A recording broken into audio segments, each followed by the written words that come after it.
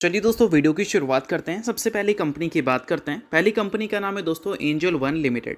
But इसको discuss करने से पहले अगर आपने अभी तक चैनल को सब्सक्राइब नहीं किया है तो चैनल को सब्सक्राइब करके बेल आइकन को प्रेस कर लो, ताकि आने वाली जितनी भी वीडियोज़ हैं उसका नोटिफिकेशन आपको सबसे पहले मिल सके। और अगर आपने अभी तक सेबी रेस्टो टेलीग्राम चैनल को ज्वाइन नहीं किया है तो उसको भी जाकर आप ज्वाइन कर लो, लिंक आपको डिस्क्रिप्शन में देखने को मिल जाएगा। और एक डिस्क्लेमर भी है, जो भी न्यूज़ एंड अपडेट्स हम लोग कवर करेंगे वो सारी एजुकेशन पर्पज़ के लिए है, सीखने के लिए है। तो इसको किसी भी तरह का इन्वेस्टमेंट एडवाइस मत समझना, आप खुद से भी रिसर्च और एनालिसिस कर सकते हैं। तो चलिए दोस्तों वीडियो की शुरुआत करते हैं। सबसे पहले बात करते हैं एंजल वन से रिलेटेड कुछ इंपॉर्टेंट न्यूज़ एंड अपडेट्स के बारे में। तो दोस्तों आज के दिन एंजल वन की परफॉर्मेंस हमें काफ़ी ज़्यादा ख़राब देखने को मिली थी। इनफैक्ट बोल सकते हैं एंजल वन और बीएसई दोनों की परफॉर्मेंस ख़राब थी। और एंजल वन एक टाइम पे 3.5% हमें नीचे देखने को मिल रही थी और वही बीएसई 5% तक हमें नीचे देखने को मिल रही थी। और इसका सबसे बड़ा कारण था आरबीआई। मार्च में एक न्यूज़ हमें सुनने को मिला था, जिस न्यूज़ की वजह से जितनी भी कैपिटल मार्केट कंपनीज़ हैं वो सारी कंपनीज़ हमें भयंकर तरीके से गिरती हुई दिखी थी। और ये न्यूज़ था आरबीआई का, जिसमें वो एक न्यू कैपिटल मार्केट रूल्स को इम्प्लीमेंट करना चाह रही थी 1 अप्रैल से। उस वजह से गिरावट हुआ था, बट उसको डिले कर आरबीआई ने 1 जुलाई का डेट सेट कर दिया था। और 1 जुलाई अब बहुत ज़्यादा दिन दूर है नहीं, जून चल रहा है, अगले महीने आपको ये डेट देखने को मिल जाएगा। और अगले महीने से ये रूल अगर इम्प्लीमेंट होता है तो angel one, BSE, capital market से जुड़ी कंपनीज़ के जो बिज़नेस हैं उसमें एक अच्छा डिस्ट्रप्शन हमें देखने को मिल सकती है।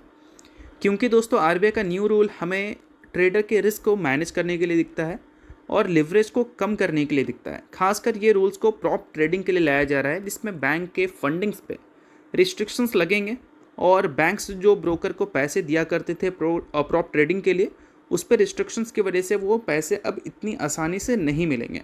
और जो भी पैसे मिलेंगे उस पर 100% का कोलैटरल रूल लगेगा, जिससे क्या है कि जो भी पैसा मिलेगा वो पूरी तरह से सिक्योर रहेगा और ब्रोकर को ज़्यादा पैसे ब्लॉक भी करना पड़ेगा। तो ये सारी चीज़ों की वजह से क्या है कि लेवरेज हमें कम होती हुई दिखेगी और इजी मनी कम मिलती हुई दिखेगी। रिजल्ट ये है कि ट्रेडर के रिस्क पोजीशंस को कम किया जाएगा। और ये सारी चीज़ें से मार्केट इसलिए प्रॉब्लम दिख रही है क्योंकि ये कंपनीज़ का जो बिज़नेस है वो ट्रेडिंग वॉल्यूम्स पे ही डिपेंड करता है और ट्रेडिंग वॉल्यूम्स डिसाइड करते हैं कि कंपनी के अर्निंग्स कैसे आएंगे। तो फंडिंग टाइट अगर होगी तो लिवरेज कम मिलेगा, लिवरेज कम मिलेगा तो ट्रेडिंग्स हमें कम दिखेंगे एफएनओ में, और ट्रेडिंग्स अगर कम होंगे तो ब्रोकर और एक्सचेंज के जो रेवेन्यू हैं वो भी कम हो जाएंगे। इसी वजह से इन्वेस्टर फ्यूचर के ग्रोथ को लेकर नेगेटिव सेंटिमेंट क्रिएट कर बैठे हैं। और इसी वजह से आज के दिन एंजल वन हो या बीएसई हो, दोनों की परफॉर्मेंस हमें कुछ खास अच्छी देखने को मिल नहीं रही थी।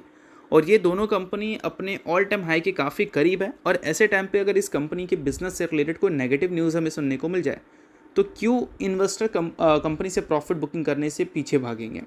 ऑब्वियस सी बात है, एक रीज़न मिल जाएगा तो प्रॉफिट बुकिंग करेंगे, और वो चीज़ें आज के दिन होती हुई दिख भी गई हैं। और इसलिए इतना स्ट्रॉन्ग दिखी है क्योंकि एफएनओ वॉल्यूम्स के जब ब्रेकडाउन को देखोगे आप तो उसमें प्रॉप ट्रेडिंग का कंट्रीब्यूशन 40 से 50% तक रहता है। और एक्सपर्ट के हिसाब से अर्निंग्स इनके जो हैं एंजल वन, बीएसई जैसी कंपनीज़ के 10% तक इम्पैक्ट फेस कर सकते हैं इस रूल्स की वजह से। बट ये इम्पैक्ट हमें क्वार्टर वन के अर्निंग्स में देखने को नहीं मिलेगा। अगर 1 जुलाई से ये इम्प्लीमेंट हो जाता है तो क्वार्टर टू के अर्निंग्स में इम्पैक्ट हमें देखने को मिल सकते हैं, क्योंकि टर्नओवर श्रिंक हो जाएंगे और टर्नओवर श्रिंक होंगे तो ऑब्वियस सी बात है कि अर्निंग्स तो हमें इम्पैक्ट होती हुई दिखी जाएगी। तो आई होप आपको गिरावट के कंप्लीट रीज़न समझ आ गए हैं। सो दोस्तों फिलहाल रिजल्ट का पीरियड चल रहा है और रिजल्ट के पीरियड में हर कोई को अपनी कंपनी के रिजल्ट जानने हैं। तो इसके लिए क्या कर सकते हैं, आप सेबी रजिस्टर्ड रिसर्च एनालिस्ट के टेलीग्राम चैनल को ज्वाइन कर सकते हैं, जहां पर सबसे पहले आपको रिजल्ट्स की अपडेट मिलेंगी। साथ में उस कंपनी के टेक्निकल्स को प्रॉपर एनालिसिस कर यहाँ पर अपडेट किया जाएगा। जिसको भी चाहो तो आप चेकआउट कर सकते हो। ये आपके लिए बहुत ज़्यादा यूज़फुल रहेगा, क्योंकि इससे आपको क्लैरिटी मिलेगी कि आपकी कंपनी की परफॉर्मेंस अभी के टाइम पे कैसी है और आगे कैसी हो सकती है। और ये सारी चीज़ें कौन देगा, सेबी रजिस्टर्ड रिसर्च एनालिस्ट। तो इसके लिए आप टेलीग्राम चैनल को ज्वाइन कर सकते हैं। ज्वाइन बिल्कुल फ्री में कर सकते हो। मल्टीपल कंपनी के चार्ट्स आपको दिख जाएंगे, जिसको आप चेकआउट भी कर सकते हो। तो लिंक डिस्क्रिप्शन में है, लिंक के थ्रू जाकर चैनल को ज्वाइन कर लो। तो चलिए दोस्तों बात कर लेते हैं अगली कंपनी के बारे में। सो अगली कंपनी का नाम है एचडीएफसी बैंक लिमिटेड। आज के दिन एचडीएफसी बैंक की परफॉर्मेंस हमें काफ़ी ख़राब ही देखने को मिली, और सिर्फ आज के दिन ही नहीं, अगर हम पूरे 2026 की ही बात करें तो एचडीएफसी बैंक की परफॉर्मेंस ख़राब ही रही है। 25% ये कंपनी का शेयर हमें नीचे देखने को मिल रहा है पिछले 6 महीने में। और ये 25% गिरावट के बाद कई सारे लोग इसको बाइंग अपॉर्चुनिटी की तरह देख रहे हैं, तो कई सारे लोग इसको फॉलिंग नाइफ भी बोल रहे हैं। फॉलिंग नाइफ का सिंपल सा मतलब ये है कि जब आप ऊपर से चाकू फेंकोगे और नीचे चाकू पकड़ने की कोशिश करोगे तो आपका हाथ कट सकता है। तो सिंपल कहने का मतलब ये है कि जब कोई कंपनी वन साइडेड गिरती है तो वहाँ पर कई सारे लोग नीचे बोल सकते हैं बॉटम फिशिंग करने चले जाते हैं, और बॉटम फिशिंग करने के लिए जाते तो हैं बट वहाँ से गिरावट और हो जाता है। इसी को बोलते हैं फॉलिंग नाइफ। तो कई सारे लोग इसको बाइंग अपॉर्चुनिटी की तरह देख रहे हैं, तो कई सारे लोग इसको फॉलिंग नाइफ भी बोल रहे हैं। बट HDFC बैंक के लिए चीज़ें रिकवर हो सकती थी अगर कुछ चीज़ें RBI की तरफ से मैं बेहतर सुनने को मिल जाता। तो आज के दिन RBI के MPC मीटिंग के आउटकम रिलीज़ हुए, जहां पर जो रेपो रेट है उसको अनचेंज रखा गया 5.25% पे। बट कुछ चीज़ें HDFC बैंक या फिर बैंकिंग सेक्टर के लिए अच्छी नहीं रही। लाइक इंडिया के इकोनॉमिक ग्रोथ की बात करें तो उसकी जो फोरकास्ट थी उसको कम कर दिया है RBI ने, और इन्फ्लेशन फोरकास्ट को भी उन्होंने रेस कर दिया है। इन्फ्लेशन और बैंक का जो रिलेशन है वो जानी दुश्मन वाला है। इन्फ्लेशन बढ़ेगा बैंक्स खुश नहीं होगी, और इन्फ्लेशन जब घटेगा तो बैंक्स बहुत खुश होती है, क्योंकि इन्फ्लेशन के बढ़ने की वजह से रेपो रेट बढ़ जाता है, और रेपो रेट बढ़ने की वजह से बैंक्स के जो लोन हैं वो महंगे हो जाते हैं, जिस वजह से लोन ग्रोथ उतनी अच्छी होती नहीं है। और बैंक के लोन ही तो उनके कमाई का ज़रिया है। अगर लोन ही महंगा हो जाएगा तो सिंपल सी बात है कि वो उतना नहीं कमा पाएंगे जितना वो कमाया करते थे या जिस तेज़ी से वो कमाया करते थे। तो ये सारी चीज़ें हैं जो RBI की तरफ से हमें सुनने को मिली है, और यही सारी चीज़ें आज के दिन बैंकिंग सेक्टर को थोड़ा सा नीचे भी ले गई हैं। अब इन सारी चीज़ों को थोड़ा सा डिटेल में समझ लेते हैं। तो सबसे पहले RBI ने इन्फ्लेशन रेट क्या सेट किया है 2027 के फाइनेंशियल ईयर के एंड तक। उन्होंने सेट किया है 50 बेसिस पॉइंट से इन्फ्लेशन बढ़ सकता है, और इन्फ्लेशन का पॉइंट रेट किया गया है 5.1%। अगर US और ईरान की कॉन्फ्लिक्ट आने वाले 6 महीने तक टिक गई तो ये 5.1% का नंबर देखते देखते 6% के ऊपर चला जाएगा, और 6% के ऊपर अगर चला गया तो रेट कट तो भूल जाओ, रेट हाइक्स की भी न्यूज़ हमें सुनने को मिल सकती है।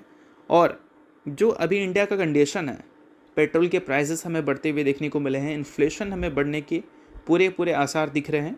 आसार क्या दिख रहे हैं, अगर आप रेगुलर चीज़ों को जो यूज़ करते हो उसके ही रेट मार्केट में देखने जाओगे, लाइक दही की दूध की बात कर ले हम, तो वही बढ़ चुके हैं। तो इसका मतलब ये है कि इकोनॉमिक ग्रोथ हमें उतनी तेज़ी से देखने को नहीं मिलेगी अब, जितनी तेज़ी से हम पहले उम्मीद किया करते थे। तो पहले जो उम्मीद था कि 6.9% से हम ग्रो करेंगे, वो अब ग्रोथ 6.6% से ही हमें देखने को मिलेगा अकॉर्डिंग टू RBI। और यही सारी चीज़ें हमारे बैंक्स को उतना ज़्यादा खुश नहीं कर पाई हैं, जो आज के दिन शेयर प्राइस के रिएक्शन से साफ सामने समझ आ ही रहा है। बाकी अगर आपने अभी तक सेबी रेस्टो टेलीग्राम चैनल को ज्वाइन नहीं किया है तो उसको जाकर आप ज़रूर ज्वाइन कर लो। उसका लिंक आपको डिस्क्रिप्शन में दिख जाएगा, लिंक के थ्रू जाकर चैनल को बिल्कुल फ्री में आप ज्वाइन कर सकते हैं। अब ये सारी चीज़ों के बाद दोस्तों HDFC बैंक के वैल्यूएशंस की बात कर लेते हैं। वैल्यूएशंस के हिसाब से देखोगे तो अपॉर्चुनिटी तो है। सिचुएशन कंपनी के लिए ख़राब है, सेक्टर के लिए ख़राब है, बट वैल्यूएशन के हिसाब से देखें तो अपॉर्चुनिटी दिखती है, क्योंकि कंपनी का करंट वैल्यूएशन पिछले 20 साल के लोवेस्ट लेवल पे है। कोई कंपनी में गिरावट जब होता है ना, तो अक्सर वैल्यूएशन 5 साल के लोवेस्ट लेवल पे, 3 साल के लोवेस्ट लेवल पे जाता है, तो लोग अपॉर्चुनिटी बोलना शुरू कर देते हैं। अब इसका 3 साल छोड़ो, 5 साल भी छोड़ो, 10 साल भी छोड़ो, 15 साल का वैल्यूएशन ग्राफ भी देखोगे तो उसको भी छोड़ दो, 20 साल का वैल्यूएशन ग्राफ देखोगे तो वहाँ पर कंपनी बॉटम पे है। यानी कि HDFC बैंक में जो गिरावट हुआ है वो छोटा मोटा नहीं हुआ है, वो काफ़ी तगड़ा गिरावट हुआ है, ऐसा भी हम बोल सकते हैं। और 1 महीने पहले एक रिपोर्ट पब्लिश हुई थी JP मॉर्गन का, जिसमें उन्होंने बताया था कि इनका जो वैल्यूएशन है वो 16 साल के लोवेस्ट लेवल पे है, तो इस वजह से उन्होंने अपग्रेड किया था, 64% अपसाइड पोटेंशियल भी बताया था। अब उसके बाद गिरावट और भी ज़्यादा दिखी, 16 साल नहीं अब 20 साल के लोवेस्ट लेवल पे जा चुका है HDFC बैंक का वैल्यूएशन। तो इस वजह से मल्टीपल ब्रोकरेज हाउस आने वाले कल में इस कंपनी को लेकर पॉजिटिव स्टेटमेंट्स भी दे सकते हैं, बट अभी जो चीज़ें हैं वो मैं आपको शेयर कर दे रहा हूँ ताकि आपको चीज़ों को एनालिसिस करने में आसानी हो। बाकी चीज़ें सिर्फ एजुकेशन पर्पज़ के लिए, कोई भी रिकमेंडेशन नहीं है। तो चलिए अब बात कर लेते हैं अगली कंपनी के बारे में, जिसका नाम है TD पावर सिस्टम। हाल ही में दोस्तों TD पावर ने Q4 के अर्निंग्स को रिपोर्ट किया था, उसके साथ स्प्लिट की भी अनाउंसमेंट की थी, जो कि 1:2 के रेशियो में दिखा था, यानी कि हर एक शेयर के बदले कंपनी ने 2 इक्विटी शेयर देने का फैसला किया था। सो अगर आप इस कंपनी के इन्वेस्टर हैं तो आप इस न्यूज़ को आप नोट कर सकते हैं, इन्वेस्टर नहीं आप इग्नोर कर सकते हैं। न्यूज़ तो इस वजह से मैंने बता दिया, बाकी ये किसी भी तरह का रिकमेंडेशन नहीं है। तो होप करता हूँ ये वीडियो आपको अच्छा लगा होगा। लाइक कीजिए, सब्सक्राइब कीजिए, बहुत बहुत शुक्रिया।